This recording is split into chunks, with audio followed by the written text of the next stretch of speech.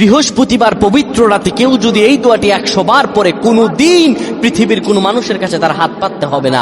পৃথিবীর সবকিছু তার পায়ের নিচে আল্লাহ হাজির করে দিবেন। দারিদ্রতা থেকে মুক্তি দান করবেন, বিপদ আপদ থেকে মুক্তি দান করবেন, তার সম্মানকে সুউচ্চতা দান করবেন, অসুস্থতা থেকে দূরে রাখবেন। আল্লাহর অশেষ দয়া ও রহম তাকে দান করে দিবেন। সুবহানাল্লাহ। বৃহস্পতিবার রাত এটি গুরুত্বপূর্ণ রাত। এই রাত সপ্তাহে একদিন আসে। আরবিতে রাত আগে আসে, দিন পরে আসে। সুতরাং বৃহস্পতিবারের যে দিন গিয়ে রাত, এটি বৃহস্পতিবার রাত নয়, এটি শুক্রবারের রাত, এটি জুমাবারের রাত, এটি দোয়া কবুলের রাত, আল্লাহর কাছাকাছি হওয়ার রাত। সুবহানাল্লাহ। এই বৃহস্পতিবার রাত আল্লাহ তাআলা বান্দার দোয়া কবুল করেন।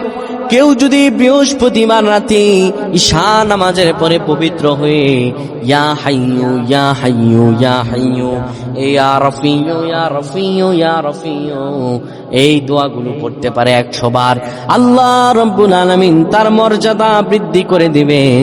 তার জীবনটাকে আমার আল্লাহ সুন্দরভাবে সাজিয়ে দিবেন। বিপদ আপদ বালা মুসিবত গুলো আমার রাব্বুল আলামিন দূর করে দিবে। আল্লাহুম্মা আমিন বলেন।